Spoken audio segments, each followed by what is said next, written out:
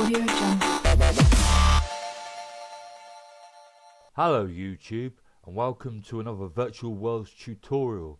In today's tutorial we'll be taking a look at displacement textures, which allows us to give us some real 3D definition to our mesh.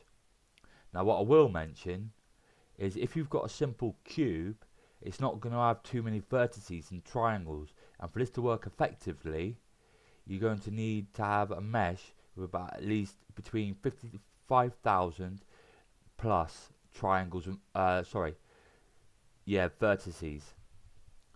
To do that we're going to be using a program called Blender, but first, and the link will be in the description, but first let me show you this website called Normal Map Online. The link will be in the description. Basically what this site allows you to do, it's free to use as long as you want. You can donate if you so wish. What this site allows you to do is from your textures you upload a diffuse texture, and then you can convert it into a normal map, a displacement map, an ambient occlusion, and a specular. So if we want to go ahead and do that, just click in load. What you can, I've got a brick wall texture. All these, the textures for this tutorial and the high poly cube mesh are all in the description, the download link, in case you don't want to have to do this manually, you just want to get on with it. And if you do, I suggest you skip further in the video to get to the part where I actually start noding up in the material instance the textures. Okay, as you can see it's got it in our preview window here. As of now you see these, you've got normal checked, AO which is ambient occlusion, and specular checked. That means it's showing all three of your textures, your texture types. To get from normal to ambient occlusion, specular displacement, here in the middle you've got normal, that selects your normal. You've got the properties for normal where you can adjust it to your liking. Then if you click on displacement, you've got displacement, then ambient occlusion, then specular. What you want to do, although I loaded it in via diffuse, the best thing to do so you can actually see them in the middle box here, that's the actual view for a texture. The best thing to do isn't actually loading it in diffuse, because it only becomes available in the preview window. We want it available in this box here so we can actually see the effects we're doing, the changes we're applying. So open your textures, I would select a texture, preferably a brick texture. So in this tutorial we're going to be making a brick wall, or you can go ahead and download the files and the links in the description and choose the brick wall texture. I'll just find mine a moment. Then when you've got the texture, drag it into the far left one. And now don't worry about this box, that's just a height map. We won't be listening to that or doing anything with this. This is when you want to take a notice of the middle box. As now you can see it's all light and white. That's because we're on specular. So you click on normal map, it shows our normal. This is a preview window. What you can do is uncheck specular and AO, so you're only seeing a normal difference, the normal map difference, and then you've got individual properties for individual categories here. So you've got properties for normal map. So if you turn the strength all the way up to the maximum, then the level all the way up to the maximum, and sharpen it say at about 5, you can now see that's what our normal map would look like. And then to go ahead and download it, make sure it's on PNG. You can select JPEG or TIFF, but for Unreal Engine you need a PNG file. Make sure the opacity is on 100% if that's what you require, so it's not see-through.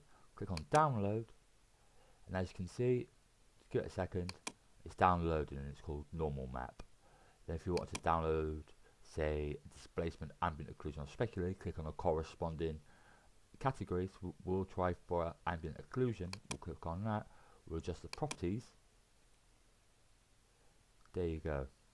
Then what you do, since that one's selected, so we can't see ambient occlusion on our preview because it's not selected here, so we include it on the preview. So we'll uncheck normal, then we'll click on AO for ambient occlusion, and that's our ambient occlusion preview.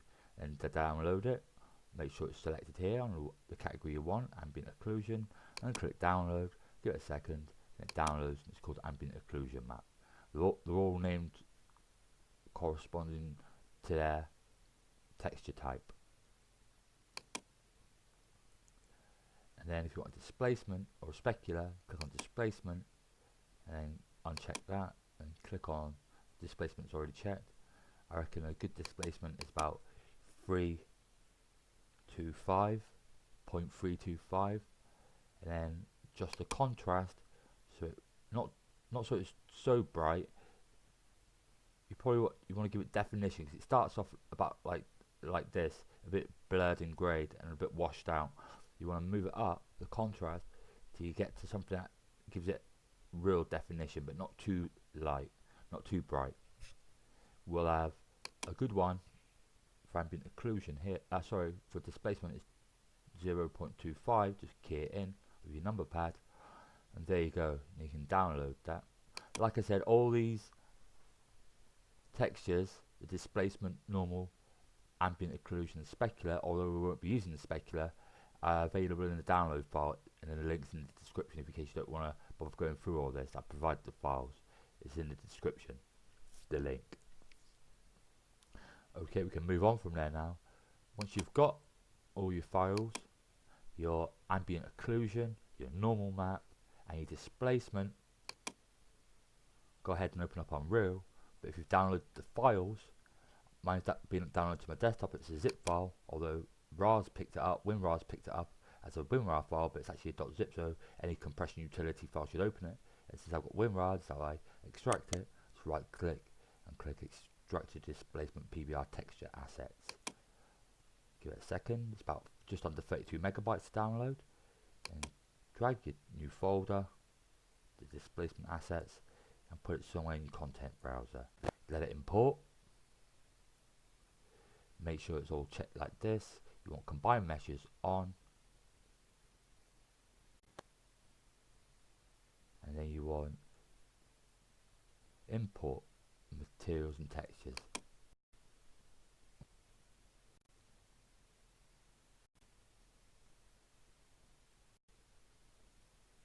I provide the high poly cube, so if you want to skip ahead to the part where I actually start creating the PBR texture, go ahead and use a high polygon mesh that I created in Blender. We'll be creating that in just a moment.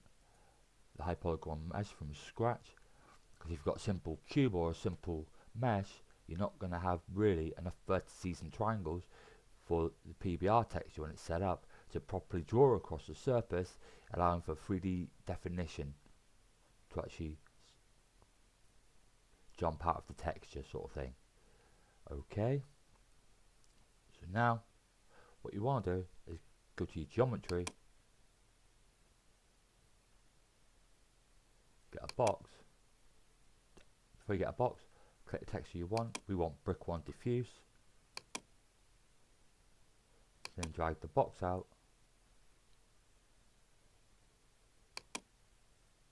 That hasn't actually applied the texture. What? How annoying. What you can do is right click, select all active brushes. No, we don't want select all active brushes. We want select all surfaces, but it highlights the bottom one. As you can see, I've already gone ahead and made a floor. You can just drag a box in and make it as big as you want. And just hold down control, click on that one, because we don't want to affect that surface. Now the cube ones are highlighted. We'll just drag, since it's a BSP brush, you can just drag your brick 1 diffuse texture and drag it onto the surface, and it'll create a material automatically called brick 1 diffuse underscore matte. Then make sure the brush is highlighted. We'll change the scale to 5 by 5 by 5.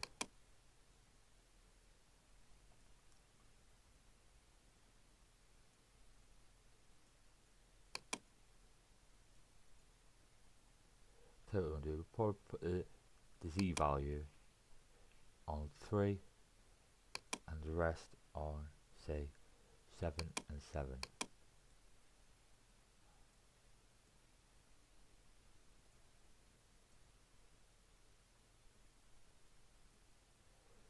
And then select the surface, right click, go to select,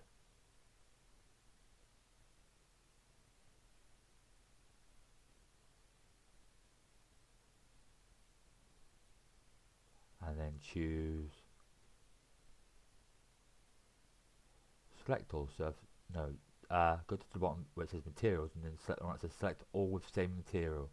So it should select all the sides, and it hasn't. So what you might want to do is just quickly hold down Control, go around your box, and just highlight them all by left mouse clicking and holding down Control.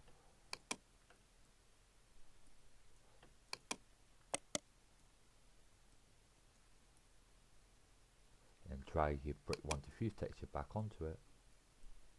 As you can see, it's now applied to all of it. And right click, might have to highlight them again, so if we just quickly go highlight them all, and then come down to surface properties, and then go to alignment and choose align surface by planar. As you can see, it's set it down to quite small, so we want, let's try 1, 1, put 1 in the U and 1 in the V, under scale, under surface properties, and then apply it. That actually hasn't done anything. Let's see what 5 does. That's a bit too big. We'll try 3.75, 3.75, then apply. Yeah, that's fine. Once you have your mesh, your brush, we're gonna convert it into a static mesh now, so we can import it into Blender and add more triangles, because if you have a look, you can't really see yet because it's a brush, but when you have a look at the model in Unreal, when you open it up, when it's a mesh, or in Blender, it tells you how many triangles and vertices it has. If we were to look, if this was a mesh now, to look at it, it's on about 20 vertices and 40 triangles. That's not enough really for it to be able to draw properly across. That's only if you've got a simple mesh. What you can do is export your mesh and then load it into Blender, which is free software, and I'll provide the link in the description. You can subdivide, it's very easy, subdivide, and you add more and more vertices and polygons, and it'll be able to accurately draw across the surface, giving you real 3D definition. Okay, so make sure the brush is highlighted, box brush 2, and then look in your details panel and come down to just on the brush settings and come down to it says create static mesh. It'll bring up the dialog window asking you for a name and where to save it. We'll call it low poly mesh, and it's important you save it on the desktop or somewhere like that. You don't really want to save it in your assets because it'll become a u.asset file, and Blender won't be able to read those.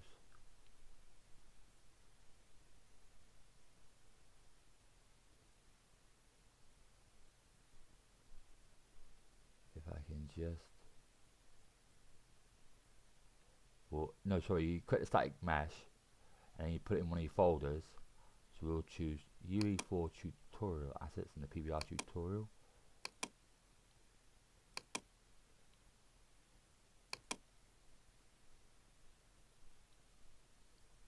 Create static mesh. As you can see, it's brought it in. So now I can delete that brush. We'll drag it in, bring it up. Let's get the texture. Then if we double click on the actual model, as you can see, just zoom out. Up here, where the mouse cursor is, you've got LOD 0. It tells you all about it. And look, triangles is on 12 and vertices is on 24. That's nowhere near enough to get the proper effect. If you set up PBR texture on a flat surface like this, it won't really have much of an effect, and you won't be able to really tell the changes. You need at least between 55,000 to 65,000 plus triangles or vertices. I can't remember which one you need. I think it's triangles, about 64,000 triangles and 30,000 vertices. You need something like that. You need tens of thousands. So now we've got that. Then what you do is we right click on the model.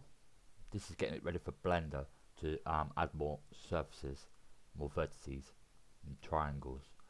Right click, come down to asset actions, go across, come down to export.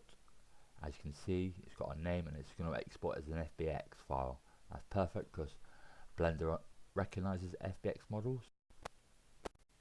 We'll call it, so on a desktop we'll call it low poly mesh. Make sure FBX 2013 is selected, and that's about it. Just export that. Now we can delete, we don't need that, we can delete that one, we don't need that one. And then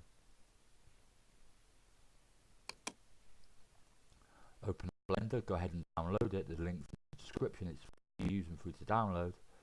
So go ahead and open Blender, mine's already open here. And then you should be presented with a default screen that looks like this. Cube and a camera.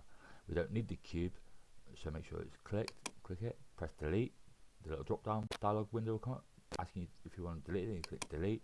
Same thing for this camera, highlight it, press delete, and click delete it to delete it. Then go to File, Import, FBX, and look for that low poly mesh we exported out of Unreal. It was on the desktop called low poly mesh. There it is.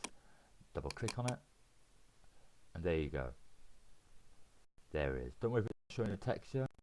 It's just it's not in texture mode at the moment. As you can see, then we want to go to where it says Object. So we want to highlight it first by clicking on it. Then go to Object. Then go to Edit Mode. As you can see, where this diagonal line is, these triangles are the vertices, these are triangles, and these are the vertices, the end points where they join. As you can see, there's not a lot of them. So to get more, what we do is we make sure we come to the left under Transform on Tools. We go down to Subdivider. Click on it once. As you can see, it's the amount. If you look up here, it now says verts 26, edges 72, faces 48, triangles 48. So it's doubled in size. We want more than that. So we'll click on Subdivide again and again and again. And we'll see how many we've got now. Let's see that it says 146. Triangles 12,000. Still need more than that. There you go. It should do nicely. We've got vertices of 90,000 and triangles of 196,000. That's more than enough. Once you've got something like that, actually that's probably too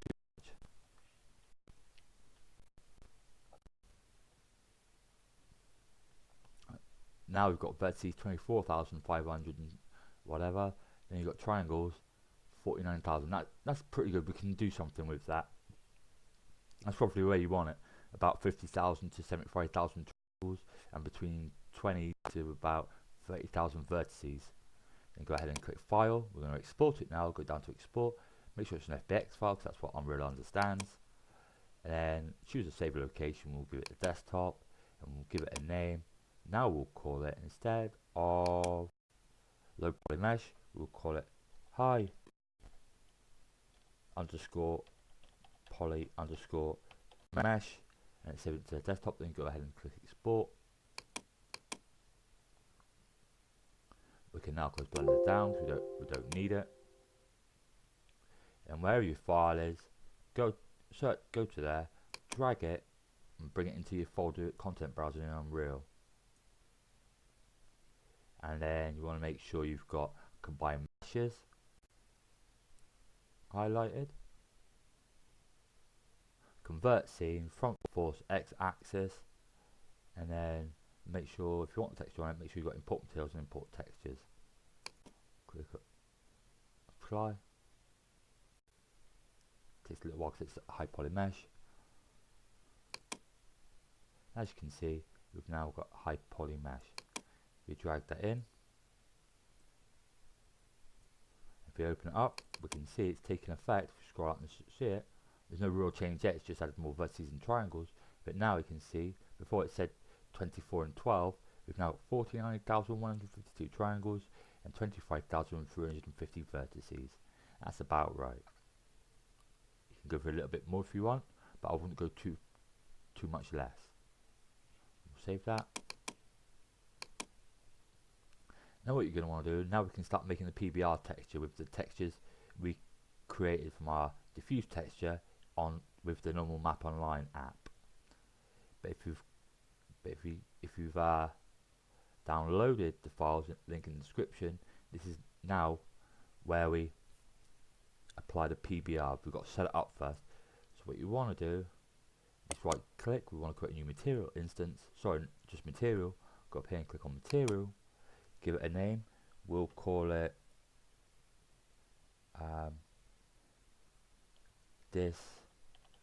Displacement underscore PBR Texture underscore matte for material. Then go ahead and open it up, and then first thing you're going to want to do, since it's shining, we don't want it shining because it's a brick wall, go to roughness, drag it out, drag the execution pin out from roughness, then it should bring up this drop down list, go to constants and click on the first one, constant, and then it'll default to 0, which is completely full shininess and roughness. So click on the value under material expression constant and click 1. As you can see, it's no longer shiny. Drag that back over there. Then click on your shrink resize window, so you can see the content browser and you can see the material editor. Just zoom out a bit, and then on your content browser, highlight ambient occlusion map, brick 1 diffuse map. Excuse me. Excuse me. Yeah, highlight ambient occlusion by holding down Control and left clicking. Click on brick 1 diffuse. Then we want displacement map. No, we don't want displacement just yet. That's the last thing to do. And we want a normal map and specular. If you can have a specular, that adds shininess to your surface. We don't need it in this case because it's a brick wall, and it wouldn't really be that shiny in real life if it was a brick wall. So we've got ambient occlusion, brick 1 diffuse, and a normal map highlighted. Go ahead and drag them in, and it'll automatically create a texture sample node for you for each individual texture.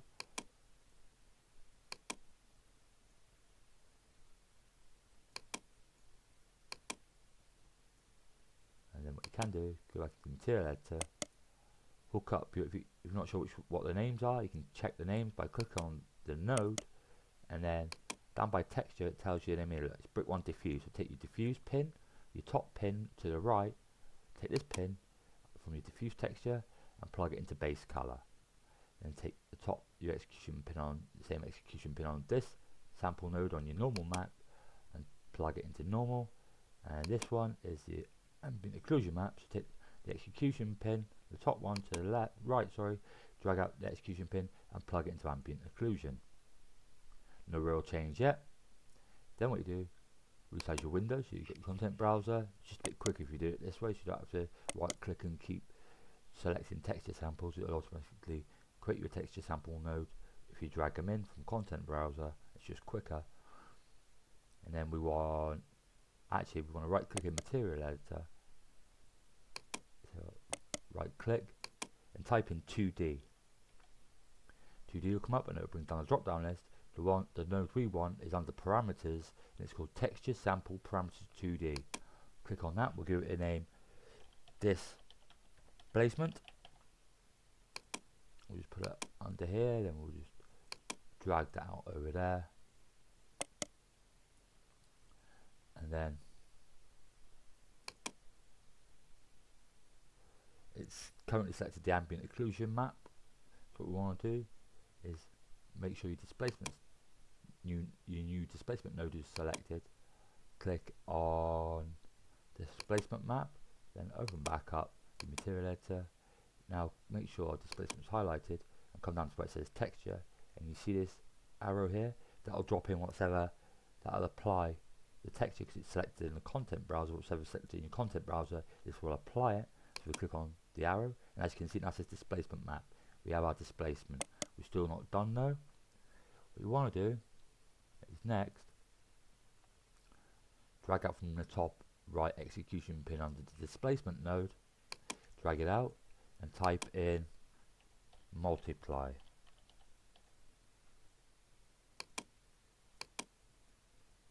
And then what you want to do is right click and we're going to search for the scalar texture. It's a bit of a strange spelling. You spell it S-C-A-L-A-R. So if you spell that right, S-C-A-L-A-R, scalar, sorry, it should bring up this under parameters. You want the scalar parameter. Click on that. We'll call this one tessellation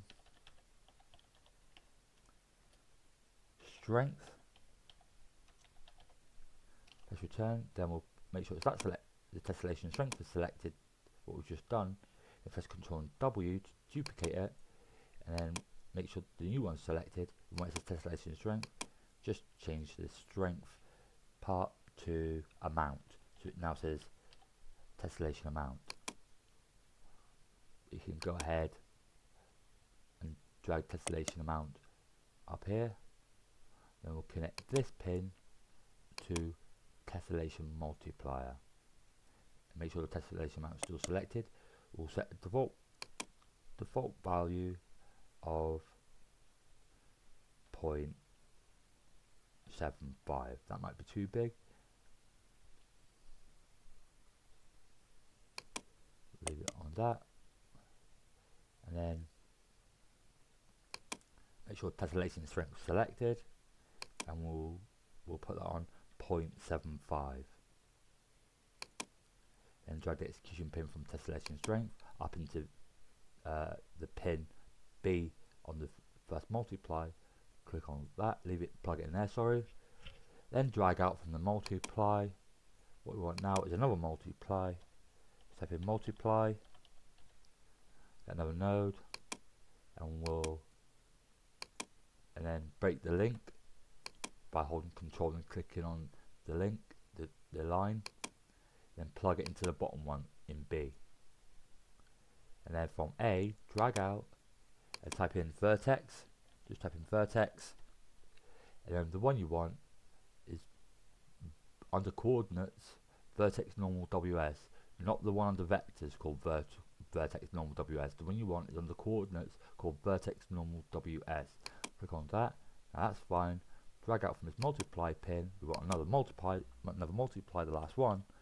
From multiply, then select it. Then let's have a look. Make sure it's working alright. Into the top, into the bottom. Then make sure this one's plugged into the A pin on multiply. Then drag out from B and type in object radius. Then that'll be everything that comes up. It's on the coordinates. Click on that. Then nearly done. Drag out from this execution pin on the last multiply and put that into, it's grayed out but it'll still work.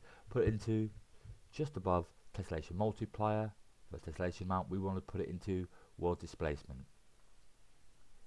As you can see, there's a little bit of an effect now. We'll apply that, and to change the amount, what you want to do, the real one that will affect it is strength, but we'll select tessellation amount. We'll put that up to the default value of 1.25. Then update. Actually, we'll put it on just 1. Then come down to strength. If I was to do something drastic or much more than that, if I put 5, watch what I'll put 3. Watch what happens. Oh, it's not actually working yet. Sorry. There's one last thing we've got to do. It's not working. Right. Click on this node, the default node that you get with every material editor in material editor. Make sure that's highlighted where it says displacement PBR matte. The matte we corrected. Then come down, all the way down to get to the section called tessellation. By default, it would say no tessellation. You want to click on that. For flat surfaces, you want flat tessellation, but for more angular and more complicated meshes, you want PN triangles. So if you had a non-player character, or say like a castle FBX model, you want PN triangles. But since I was just a basic block, a cube, rather a rectangle, you want flat tessellation. Click on that. Give it a little while to update. As you can see, it's now gone crazy. That's not what we want. Make sure crack-free displacement is checked and turn off adaptive tessellation. Now to settle that, click on tessellation amount. We'll put it on 0.5. And then the one that's really going to take notice of it is tessellation strength. Yeah, even one's still too high. We'll put we put 0.5.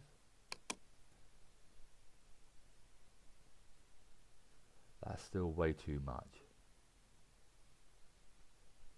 So what we want to do is 0.0625. That should be fine now. Zoom in. That's still a bit too much. Click on tessellation amount. We'll get this number accurate. We'll put 0.0395. So 0.0395. That's a bit better. Click back on tessellation strength. That's not too bad. That's still a bit too much. So we'll try 0.00525. Sorry, 525, 0.0525. Feel free to experiment with these values under the material expression scalar parameters, default value for the tessellation strength and the tessellation amount. But you have to put in real small numbers like 0.0, then your numbers to make sure it's not completely all over the place. As you can see, that's giving it real 3D definition, way better than just a normal map. It's actually displacement texture. Now what to do, give that an apply, give it a save, close it down, and then open up your high poly mesh and make sure it's dragged out into your scene. So double click on high poly mesh and resize the window so you can see the content browser. Have the material we just created, displacement PBR map selected, then where it says brick 1 diffuse map, click on the arrow to place in the new material, and that's a displacement PBR map. Zoom out. As you can see, that's quite drastic. That's still too much, but we'll shrink that down.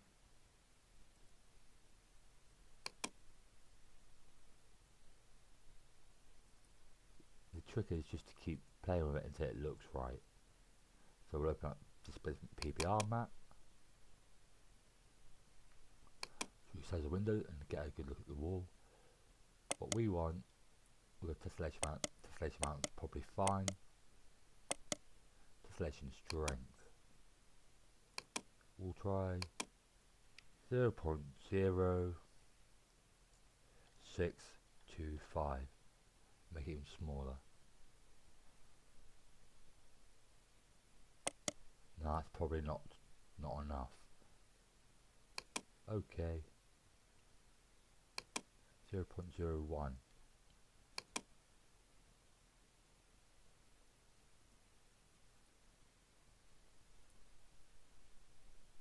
Nope. Let's do 0.0175 maybe. It's just a matter of experimenting until you get just the right look. We could go for a bit more than that. We'll try 2.5, 0.025. Is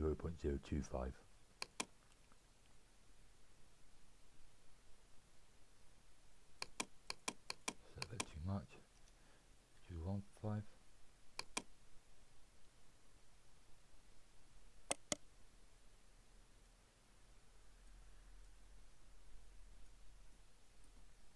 really up close to it.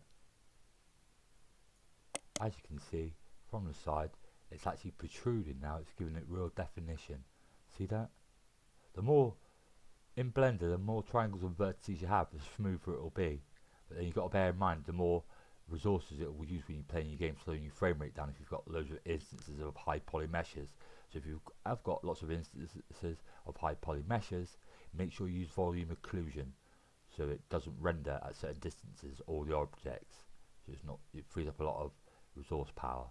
If you don't know how to do occlusion, I suggest you go and watch one of my other videos in the same playlist for this video. The occlusion tutorials in there. What we want, that's still too much, so we'll have 1925, 0.1925. Even that's a bit too much. 0.15.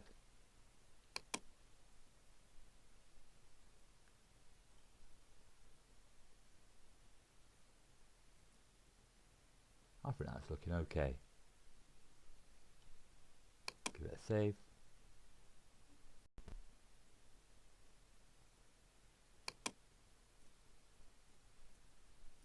Look at that. Get up close. It now looks like it's got real definition. I'm still not quite happy with the size, so go back down to tessellation strength, and we will put 1.85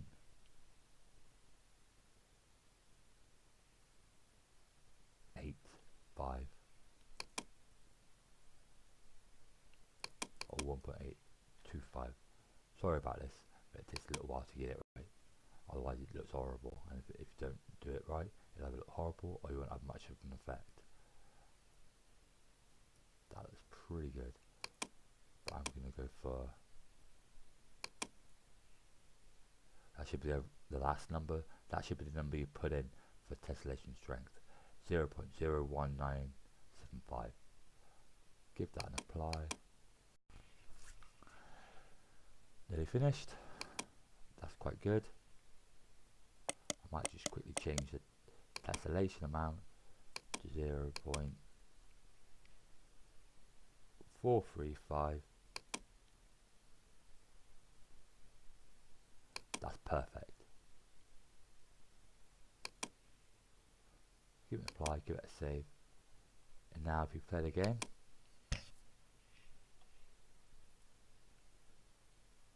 you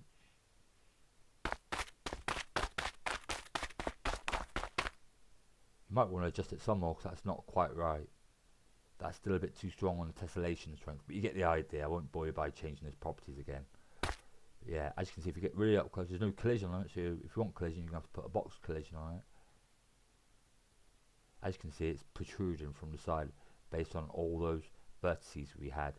If I had double the amount, it'd be a bit smoother, or you can smooth it in Blender. If you don't know how, just type in Blender smoothing on Google, and you can get a lot smoother. I'll show you quickly.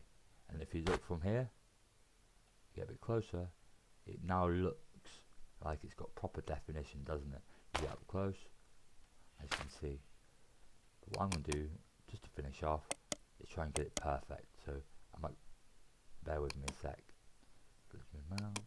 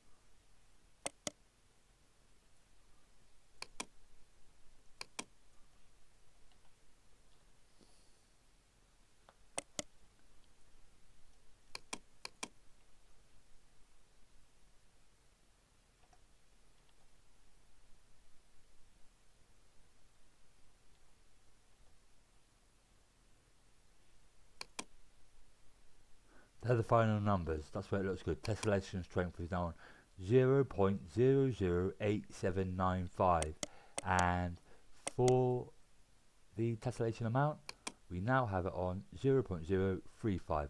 Get it and apply. Save. Make sure your project saved by save all, save selected. Press play.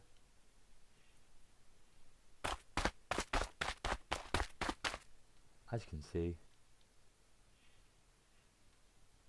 when we go up close to the side of the wall, it now looks, you can tell, you can see the 3D definition. If you want it smoother, go ahead and apply smoothing on your blender model, or maybe add more vertices to say double the amount, so it's about 120,000, and it'll be smoothened out. If you look from here, you can see that looks proper good, doesn't it? You can see in the corners now, but go over here because there's some light over here. It looks really good, really good. And that's how you set up a PBR texture on your static mesh YouTube.